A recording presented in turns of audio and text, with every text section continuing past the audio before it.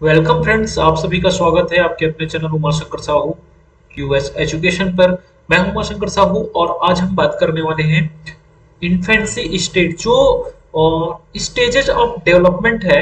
वहां पर हम बात करेंगे दूसरा जो हमारा पॉइंट है, या दूसरा जो कह सकते हैं स्टेजेस है, इन्फेंसी स्टेज, जिसको हम शैशव अवस्था कहते हैं हिंदी में। इसी टॉपिक पर हम बात आज करने वाले हैं, शैशवावस्था। यहाँ पर हम थ्योरी के बारे में देखेंगे और लगभग हम 30 जो महत्वपूर्ण जो पॉइंट है, या कह सकते हैं जो विशेषताएं हैं किसकी, शैशवावस्था की जो विशेषताएं हैं उसके बारे में यहाँ पर हम देखने वाले हैं। तो चलिए, आप हमारे चैनल पर नए होंगे तो हमारे चैनल को सब्सक्राइब कर लीजिएगा, बेल आइकन को प्रेस कर लीजिएगा ताकि आपको अपडेटेड नोटिफिकेशन मिलता रहे। आप हमारे टेलीग्राम चैनल से भी आप जुड़ सकते हैं, आप हमारे फेसबुक पेज से डायरेक्ट जुड़ सकते हैं। ये आपको डायरेक्ट लिंक है, आप हमारे फेसबक पेज में अगर जुड़ते हैं तो वहां पर आपको वीडियो लिंक या जो भी अपडेटेशन है वहां पर मिलते रहेगा। तो चलिए, आज का जो हमारा टॉपिक है, कल हम बात किए थे गर्भावस्था के बारे में। गर्भावस्था हमने पढ़ लिया है, विकास की जो अवस्था है उनमें से पहला गर्भावस्था, प्रीनेटल स्टेज, दूसरा जो है शैशवावस्था और इन्फेंसी स्टेज। इसी के बारे में आज हम पढ़ने वाले हैं। तो चलिए, स्टेज ऑफ डेवलपमेंट में हमने पहले ही बता दिया है कि हमने ये जो गर्भावस्था है, प्रीनेटल स्टेज है, ये हमने पढ़ लिए हैं। आज का हमारा जो टॉपिक है वो है शैशवावस्था, इन्फेंसी स्टेज। इसी के बारे में आज हम अध्ययन करेंगे। तो चलिए देख लेते हैं शैशवावस्था के बारे में। शैशवावस्था जो होता है वो स्टेजेस ऑफ डेवलपमेंट, जो विकास की जो अवस्था है उसका दूसरा अवस्था है। और हम बात करें जो इन्फेंसी स्टेज होता है वो जन्म से, तो इसी को हम जन्म से 5 वर्ष को हम शून्य से 5 ईयर भी हम कह सकते हैं। इसके बाद हम देखें, इसमें कुछ महत्वपूर्ण बातें हम देख लेते हैं कि जन्म से 5 वर्ष तक चलता है ये जो, और इसे शिशु अवस्था भी कहते हैं। शैशवावस्था को शिशु अवस्था भी कहते हैं। भावी जीवन का आधारशिला काल कहा गया है। 20वीं शताब्दी में सर्वाधिक शिशु पर क्या हुए, अनुसंधान हुए। इसलिए क्रो एवं क्रू ने क्या कहा, जो इस शताब्दी को, 20वीं शताब्दी को क्या कहा, शिशु की शताब्दी कहा। हम बात करें आगे, तो जन्म से 3 वर्ष तक जो होता है वो शारीरिक विकास की जो गति होती है अत्यंत तीव्र होता है। विकास की जो कहना चाहिए स्थिति है वो जन्म से 3 वर्ष तक काफी तेजी से होता है। उसके बाद जैसे हमने बात किया था कि वृद्धि जो होता है ना, वो क्या हो जाता है, एक समय तक क्या होता है, अधिक होता है। उसके बाद क्या हो जाता है, धीरे धीरे होते रहता है और उसके बाद एक स्थिति में जाके रुक जाता है। तो उसी प्रकार से यहाँ पर जो बालक का जो विकास होता है वो जन्म से 3 वर्ष तक है ना, शारीरिक जो विकास होता है। शारीरिक विकास मतलब समझ रहे हैं कि उनका बॉडी स्ट्रक्चर जो है, मतलब बच्चा जो है जल्दी जल्दी बढ़ने लग जाता है। ठीक है, तो वो चीजें यहाँ पर शून्य से 3 वर्ष तक काफी तीव्र गति से देखने को मिलता है। उसके बाद जो गति है थोड़ा धीमी हो जाता है। तो ये रहा शैशवावस्था की जो विशेषता है। तो चलिए आगे हम बात करें शैशवावस्था में और कौन कौन सी चीजें, जैसे हम अभी डेवलपमेंट ऑफ फिजिकल, जो भौतिक जो शरीर है उनका, है ना, उसमें क्या विकास हो रहा है, तो उसी के बारे में हम पढ़ रहे हैं। तो देख लेते हैं कि भौतिक शरीर में हम क्या क्या पढ़ने वाले। तो उसकी लंबाई में कितनी यहाँ पर वृद्धि हो रही है, और लंबाई में जो वृद्धि हो रही है ना, तो वो किसमें है, सेंटीमीटर में है। तो उसी पर बात कर लेते हैं। बालक जो है जन्म के समय कितने सेंटीमीटर का होता है, बालिका जो है जन्म के समय कितने सेंटीमीटर का है। तो इसको एक ऐसी मान के चलिएगा, लगभग लगभग सेम आता है। कहीं पर एक स्थिति देखिएगा, हम अभी इन्फेंसी स्टेज शैशवावस्था में है, हम आगे जाएंगे बाल्यावस्था में जाएंगे, फिर किशोरावस्था में जाएंगे। तो किशोरावस्था में जो लड़कियों का जो ग्रोथ होता है वो ज्यादा होता है कंपेयर टू बॉयज, है ना। तो अब देखिए यहाँ पर 1 वर्ष के जो बालक होते हैं उनके अगर हम हाइट वो देखें, लंबाई देखें, तो 73.9 सेंटीमीटर है। उसी प्रकार से यहाँ पर बालिका की जो लंबाई है वो देखें तो 72.5।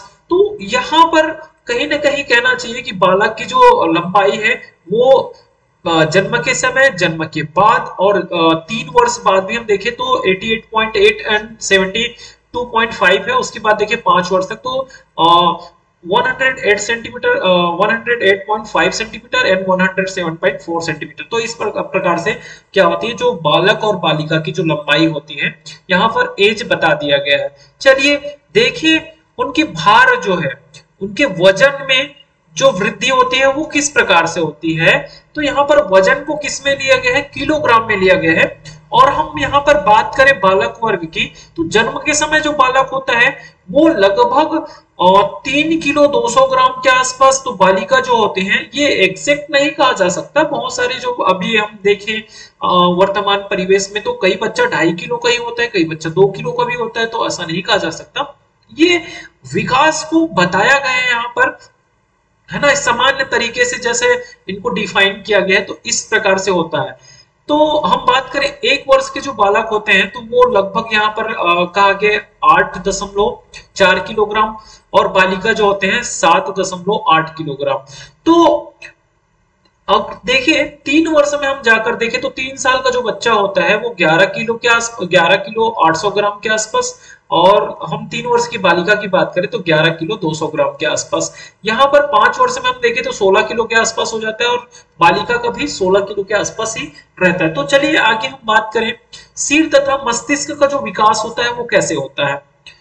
सिर तथा मस्तिष्क का जो विकास होता है, हेड एंड ब्रेन जो होता है, हेड एंड ब्रेन का जो डेवलपमेंट जो होता है वो कैसे होता है वो देख लेते हैं।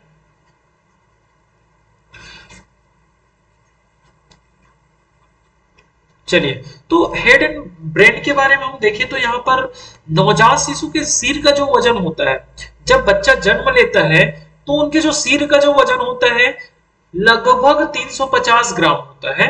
और हम आगे हम बात करें तो 6 वर्ष तक के जो बालक होते हैं उसके जो सिर का जो वजन होता है 1250 ग्राम हो जाता है।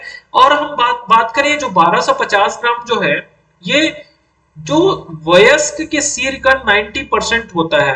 तो वयस्क के सिर के 90% मतलब कहना चाहिए कि जितना डेवलप होना रहता है सिर्फ 10% ही बचा रहता है 6 साल तक में, यहाँ पर आप देख पा रहे हैं। तो चलिए आगे हम बात करें बोन्स के बारे में, हड्डियों के बारे में,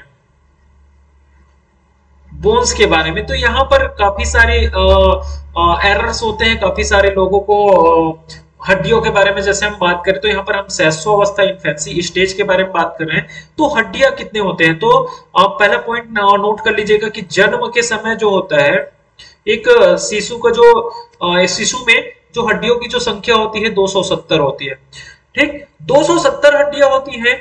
जन्म के समय जो होती है हड्डियां जो होती है वो सॉफ्ट कोमल होती है, हड्डियां कैसी होती है, कोमल होती है। उसके बाद हम बात करें छोटी तथा लचीली होती है। और शैशवावस्था में जो कैल्शियम होता है, कैल्शियम और फास्फोरस तथा अन्य जो खनिज पदार्थ होते हैं,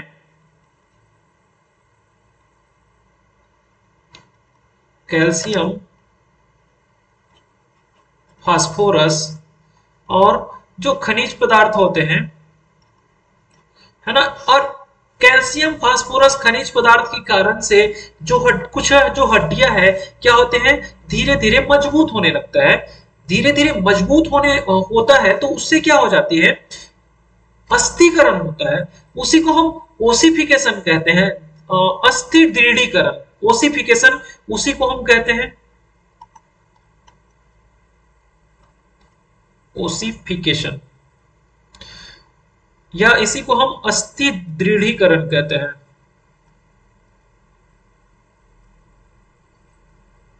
अस्थि दृढ़ीकरण, ये अस्थि दृढ़ीकरण क्या है इसको थोड़ा सा और समझ लें कि जब बच्चा जन्म लेता है तो हड्डियों की संख्या 270 होती है। उसके बाद कोमल भी होती है, लचीली होती है। उसके बाद जैसे जैसे बच्चा क्या करता है, आहार ग्रहण करता है, आहार ग्रहण करने से क्या होता है, कैल्शियम फास्फोरस और खनिज जो पदार्थ रहते हैं इनके कारण से हड्डियां क्या होता है, मजबूत होने लगता है। और मजबूत होने की जो प्रक्रिया है उसी को क्या कहते हैं, अस्थि दृढ़ीकरण या ओसिफिकेशन कहते हैं। बात करें इसके आगे तो हड्डियों जैसे जैसे जैसे क्या होते जाता है, बच्चा बड़ा होते जाता है तो बड़ा होते होते क्या हो जाता है, हड्डी मजबूत होने लगता है, और मजबूत होके क्या होता है, हड्डियां जुड़ने लगता है। और हम बात करें कि कुछ झिल्लियां भी होती हैं तो जो क्या करने लगता है, हड्डियों का रूप धारण कर लेते हैं, जिससे जस्ट इसके बाद, जन्म के जस्ट बाद क्या हो जाता है, ये जो हड्डियों की जो संख्या होती है वो बढ़ जाता है। ठीक है, तो देखते हैं हम, ये तो अब बाल्यावस्था की में बात करेंगे कि हड्डियों की संख्या वहां पर कितनी होती है, लेकिन शैशवावस्था में 270, मतलब जन्म के टाइम में क्या होता है, हड्डियों की संख्या 270 होती है। यहीं पर थोड़ा सा और बात करें, शरीर के अंदर की कुछ झिल्लियां जो है बाद में हड्डियों का रूप धारण कर लेते तथा हड्डियां मिलकर एक हो जाती है। इस कारण हड्डियों की संख्या है उसमें क्या हो जाता है, परिवर्तन होता है। जैसे कि यहाँ पर 270 है तो हो सकता है 300 के आसपास आ गया, तो उसमें क्या हुआ, हड्डियों की जो संख्या है उसमें परिवर्तन हुआ। चलिए नेक्स्ट पॉइंट बात करते हैं, दांत के बारे में बात करें, टीथ के बारे में। तो शैशव जो अवस्था है, तो शैशव अवस्था है उसमें जो दांत होते हैं, दांत कैसे होते हैं, कितने होते हैं, ये देख लेते हैं। तो शैशवावस्था में हम बात करें 6 और 7 मंथ में ना, 6 और 7 मंथ पे क्या होता है, जो बालक के अस्थायी दूध के दांत निकलने लगते हैं। 6 से 7 महीने में बालक के अस्थायी दूध के दांत, ये स्थायी नहीं होता है, आपको भी पता होगा, अस्थायी दूध के दांत, और अस्थायी दूध के दांत होते हैं वो टूट जाते हैं। ये कब कब निकलते हैं, 6 से 7 महीने में, 6 to 7 मंथ में जो अस्थायी दूध के दांत होते हैं वो निकलने लग जाते हैं। और जस्ट इसके बाद हम देखें तो 6वें वर्ष तक लगभग है ना, 5 से 6 वर्ष में स्थायी दांत का आना, लगभग 2 स्थायी दांत, 1 या 2 स्थायी दांत आना शुरू हो जाता है। ठीक है, ये कब होता है, 5 से 6 वर्ष में। लेकिन हम देखें कि जो बच्चा है, बच्चे में तो जन्म के समय तो नहीं रहता दांत, उसके बाद क्या होता है, बच्चा ग्रोथ करता है, डेवलपमेंट होता है, 6 से 7 महीने का हो जाता है, तब अस्थायी दांत आना चालू हो जाता है। और 2 साल 3 साल में क्या होने लगता है, ये जो दूध के दांत होने लगते हैं वो टूटने लग जाते हैं। चलिए आगे हम बात करें मांसपेशियों के बारे में, मसल्स के बारे में। तो मसल्स के बारे में हम देखें, मसल्स के बारे में हम देखें तो जन्म के समय मांसपेशियों का जो भार है, कुल शरीर का मांसपेशियों का जो भार है, मसल जो है, कुल शरीर का 23% होता है। जबकि 6 वर्ष में बढ़कर क्या हो जाता है, पूरे जो उनका बॉडी है, बॉडी का 25% हो जाता है 6 वर्ष के आसपास में। लेकिन जन्म के समय जो होता है, उनके पूरे बॉडी का 23% जो होता है वो क्या होता है, मांसपेशियां, मसल्स होते हैं। चलिए आगे हम इसी में बात करें हृदय की धड़कन के बारे में। हृदय की धड़कन के बारे में बात करें, हार्ट बीट के बारे में हम बात करें तो हार्ट बीट कितना होता है जन्म के समय, और जन्म के बाद हार्ट बीट क्या होता है ये देख लेते हैं। तो जन्म के समय जो होता है, जो एक शिशु का जो हार्ट बीट होता है काफी तेज होता है। जैसे जैसे हृदय का आकार बढ़ता जाता है, जैसे जैसे जो हार्ट है साइज क्या होते जाएगा, बढ़ते जाएगा, हार्ट का जो साइज है वो इंक्रीज होते जाएगा, बढ़ते जाएगा। तो जो कहना चाहिए श्वास जो है, या उसका जो धड़कन की जो स्थिरता है, या बीट जो हार्ट बीट बोलते हैं ना, तो हृदय की धड़कन की जो स्थिरता है वो आती जाती है। तो कहने का मतलब ये है कि जब हम छोटे होते हैं, जब हम क्या होते हैं, शैशवावस्था में हम छोटे होते हैं, तो छोटे होने से क्या होता है, हमारा जो हार्ट बीट है ना, जैसे हम देखें 1 माह में, है ना, 1 माह में 1 मिनट में हार्ट बीट जो होता है 140 टाइम क्या करता है, धड़कता है। ठीक, तो यहां पर आप देख रहे हैं कि 1 माह का जो बच्चा है 1 मिनट में उनका हार्ट बीट कितना है, 140, मतलब काफी तेज कह सकते हैं। और वही हम बात करें लगभग 6 साल के बच्चे को, 6 ईयर ओल्ड जो चाइल्ड है उनके बारे में हम बात करें तो इनके हार्ट बीट के बारे में बात करें तो लगभग 100 टाइम्स, लगभग 100 टाइम्स। तो देखिए आप, यहां पर हमने यही कहा कि हार्ट का जो जैसे जैसे साइज क्या होते जाता है, बढ़ते जाता है तो स्थिरता आती है, धड़कन में स्थिरता आती है। उसके बाद हमने बताया कि आपको 1 माह के जो बच्चे हैं उनका जो हार्ट बीट होता है 1 मिनट में 140, उसी प्रकार से 6 साल का जो बच्चे हैं उनमें जो हार्ट बीट जो होता है या हृदय की जो धड़कन है वो कितने टाइम्स, 100 टाइम्स धड़कता है। तो चलिए आगे हम बात कर ले गामक नियंत्रण के बारे में। गामक नियंत्रण मोटर कंट्रोल, मोटर कंट्रोल के बारे में बात करें यहां पर तो थोड़ा आप देखिएगा कि 1 माह का बालक, जैसे आप देखेंगे ये सारी चीजें अपने घर में एक्सपीरियंस, घर में अनुभव करने की जो चीजें हैं वो बाल विकास में बताया गया है। काफी सारी चीजें जो आप एक अनुभव करके भी इसको काफी सारी चीजों को आप जान सकते हैं। यहाँ पर एक बार और पढ़ेंगे, एक बार और देखेंगे वीडियो को तो काफी सारा चीज आपको समझ में आ जाएगा। 1 माह का बालक पेट के बल लेटे होने के कारण टोडी जो होता है ना, ऐसा टोडी को ऊपर उठाता है। उसके बाद हम बात करें दूसरा पॉइंट, तो 6 माह का बालक कुर्सी पर बैठ जाता है। अब कुर्सी पर ऐसा 6 माह का बालक कुर्सी पर नहीं बैठेगा, उनको बिठाना पड़ता है। आप देखे होंगे कि एक छोटा बच्चा होता है, 6 माह का बच्चा जो होता है, जिनको हम कुर्सी पर भी उठाया जमीन पर भी बैठने लग जाता है, इस टाइप का। तो ये चीजें हैं, ऐसा नहीं है कि अब 6 माह का बच्चा कैसे बैठ जाएगा, तो इस चीजों को उस वे में नहीं लेना है। तीसरा पॉइंट है 9 माह का जो बालक है वो सामान पकड़कर क्या हो जाता है, सामान कोई कुर्सी है, कुर्सी को पकड़कर खड़ा हो जाना, आप बैठे हैं तो आपको पकड़कर खड़े हो जाना, इस तरह की चीजें देखी जाती हैं कब, 9 माह के बच्चों में। 12 माह का जो शिशु होता है वो सामान को पकड़कर खड़ा हो जाता है। ठीक है, अब देखें 15 माह का जो शिशु है अकेले चलने लग जाता है। 15 माह का जो शिशु है वो क्या हो जाता है, अकेले चलना शुरू कर देता है। यहां पर ये पकड़कर को ना, ये पकड़कर जैसे है ना यहाँ पर, तो ये पकड़कर खड़ा नहीं, पकड़कर चलने लगता है, ये बाय मिस्टेक टाइप हुआ है। 12 माह का जो शिशु है सामान पकड़कर चलने लग जाता है, और 9 माह का जो शिशु होता है वो सामान पकड़कर खड़ा हो जाता है। 15 माह का जो शिशु होता है वो अकेले चलने लग जाता है, क्योंकि ये बाय प्रोसेस ही होता है। पहले क्या होगा, वो खड़ा होकर फिर चलने लगेगा, किसी के सहारे चलता है, किसी के सहारे के बाद क्या होता है यहाँ पर, किसी के बिना सहारे यहाँ पर चलने लग जाता है। यहीं पर देखें हम दूसरे एवं तीसरे माह में शिशु अपने नेत्रों में अपने नेत्रों को क्षैतिज घुमाना मतलब कि क्या,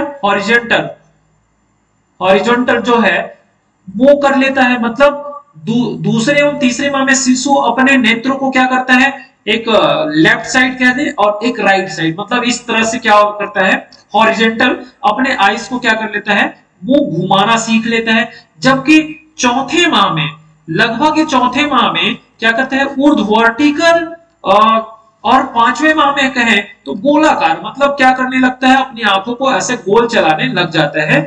और मुस्कुराना कहना चाहिए, ये एक मुस्कुराना जो है, इसको अगर हम बोले तो एक सहज क्रिया होती है, संवेग जन्म के 1 सप्ताह में ही स्टार्ट हो जाता है। तो गामक नियंत्रण के बारे में आपको काफी सारी चीजें यहाँ पर देखने को मिला होगा। चलिए आगे हम बात करें शैशवावस्था से संबंधित कुछ महत्वपूर्ण प्रश्न के बारे में, जो यहाँ पर कई बार जो पूछा गया है, तो उसी के बारे में हम यहाँ पर बात करने वाले हैं। वैसे शैशवावस्था के बारे में मैंने उस दिन भी कहा था और आज भी बता रहा हूं कि स्वार्थी व स्वकेंद्रित होते हैं। शैशवावस्था में जो बच्चे होते हैं वो कैसे होते हैं, स्वार्थी होते हैं, अपने आप को देखते हैं, और स्वकेंद्रित मतलब पूरी तरह क्या होते हैं, अपने, जैसे कहते हैं ना स्वकेंद्रित मतलब एक जगह या अपने आप पर केंद्रित रहता है, सिर्फ जो भी काम कर रहा है ना तो वही अच्छा कर रहा है ये लगता है उनको। कोई भी काम कर रहा है, कोई भी चीजें वो पकड़ रहा है तो तोड़ रहा है तो वो भी उनके लिए क्या होता है, अच्छा होता है। देखिए दूसरा पॉइंट, आत्म प्रेम की भावना, अपने आप से क्या करते हैं, काफी प्यार करता है, अपने आप से प्रेम करता है। खिलौने की आयु किसको कहा गया है, शैशवावस्था को खिलौने की आयु जॉय एज कहा गया है।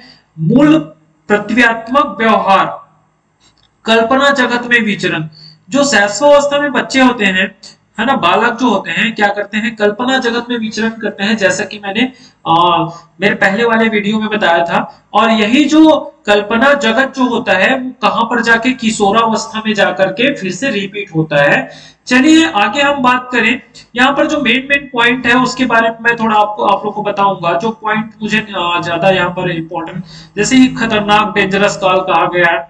देखिए प्राक विद्यालय आयु, प्राक विद्यालय आयु जो है ना, आप किसमें पढ़ेंगे, आप जीन पियाजे की थ्योरी जो पढ़ेंगे ना, वहां पर जो आपका पूर्व संक्रियात्मक अवस्था को दो भागों में बांटा गया है ना, तो वही की अवस्था है। चलिए यहाँ पर देखिए पॉइंट नंबर 10, पक्की अवस्था या चैटर बॉक्स। तो छोटे जो शैशवावस्था में बच्चे जो होते हैं क्वेश्चन बहुत ज्यादा करते रहते हैं, कब, क्यों, कैसे, क्या होगा, है ना, इस टाइप की जो चीजें हैं वो छोटे अवस्था में, इसी को चैटर बॉक्स या बक्की अवस्था कहा गया है। चलिए नेक्स्ट पॉइंट हम देखें, नामकरण या विस्फोट की अवस्था। नामकरण या विस्फोट की अवस्था या नेमिंग, नेमिंग ये स्टेज कहा गया है। तो नेमिंग स्टेज किसके अनुसार से, पियाजे के अनुसार से, मतलब बच्चे क्या होते हैं एक दूसरे का नामकरण यहाँ पर करते रहते हैं, किसी को कुछ भी नाम दे देना, तो ये नामकरण विस्फोट कहा गया है। विस्फोट की अवस्था, संस्कार के निर्माणों की आयु, संस्कारों के निर्माण की आयु, ये जो शैशवावस्था होता है, देखिए शैशवावस्था में जो बच्चे जो होते हैं वो काफी छोटे होते हैं, जैसा हम सिखाएंगे उनको वो सारी चीजें ही क्या करता है बच्चा देख कर सीखता है। इसीलिए ये जो एज होता है, ये जो स्टेज होता है, उनको अनुकरण की जो अवस्था भी कहा गया है, अनुकरणीय अवस्था भी कहा गया है। अनुकरणीय अवस्था मतलब देखकर सीखना।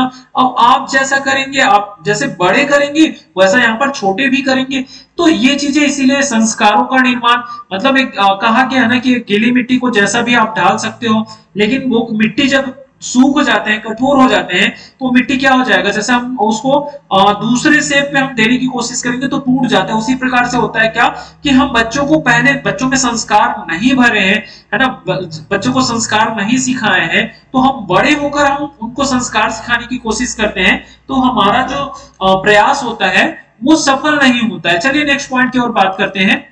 जो शैशवावस्था होता है उसको बादशाह की अवस्था कहा गया है, और शैशवावस्था जो होता है जीवन का सबसे महत्वपूर्ण काल माना गया है। नैतिकता का अभाव होता है, यहाँ पर जो मोरलिटी जो होती है वो नहीं होती है, नैतिकता का जो भाव यहाँ पर नहीं झलकता है, क्योंकि वो काफी सारी चीजों को सीखना होता है। इस एज में नैतिकता का जो भाव है वो नहीं आता है, जब वो क्या कर देता है स्कूल चला जाता है, स्कूल में काफी सारी चीजें वो सीखते हैं, तभी क्या होता है मोरलिटी जो है या मोरल डेवलपमेंट जो है तब होता है। चलिए बात करें नेक्स्ट पॉइंट, सीखने का आदर्श काल। बहुत सारी चीजें हैं, ये जो शैशवावस्था को सीखने का आदर्श काल या जीवन का सबसे महत्वपूर्ण काल, खिलौने की आयु, बादशाह की अवस्था, उसके बाद भावी जीवन की आधारशिला, ये सारे महत्वपूर्ण पॉइंट है जिसी के कारण से शैशवावस्था जाना जाता है। अनुकरण के द्वारा सीखना, जैसे कि मैं बताया था अभी जस्ट इसके बारे में, अनुकरण द्वारा सीखने की जो अवस्था कहा गया है, सीखने का स्वर्ण काल कहा गया है, कि इस अवस्था में जैसा सीखा है वैसा क्या हो जाता है बच्चे सीखते हैं। सामाजिक भावना का अभाव होता है, क्योंकि बच्चे जो होते हैं धीरे से क्या होंगे, बड़े होने के बाद ही समाजीकरण होता है, तो समाजीकरण शैशवावस्था में नहीं होता है। उत्तम शिक्षण विधि, शैशवावस्था के लिए उत्तम शिक्षण विधि जो होता है किंडरगार्टन होता है, खेल व मॉन्टेसरी विधि जो होता है वो काफी उत्तम होता है। चलिए बात करें आगे कि यहाँ पर जन्म के समय 30 घंटे तक शिशु के नेत्र इंद्रियां कार्य नहीं करती हैं, और बाकी जो पॉइंट जिसके बारे में हमने बात कर लिए हैं, जन्म के समय शिशु में कोई संवेग नहीं होता है, कोई भी संवेग नहीं होता है जन्म के समय, वह केवल उत्तेजना का अनुभव करता है। शैशवावस्था में बालक में अधिकांश संवेग विकसित होते हैं, शैशवावस्था में बालक में अधिकांश जो संवेग है वे विकसित होते हैं, लेकिन हम देखें तो जन्म के समय कोई भी संवेग नहीं होता है। तो आप लोगों को ये वीडियो कैसा लगा आप हमें कमेंट कर जरूर बताइएगा, ज्यादा से ज्यादा वीडियो को शेयर कर दीजिएगा, लाइक कर दीजिएगा, ताकि हम इसी तरह के कंटेंट आप तक लेकर आते रहें। Thank you.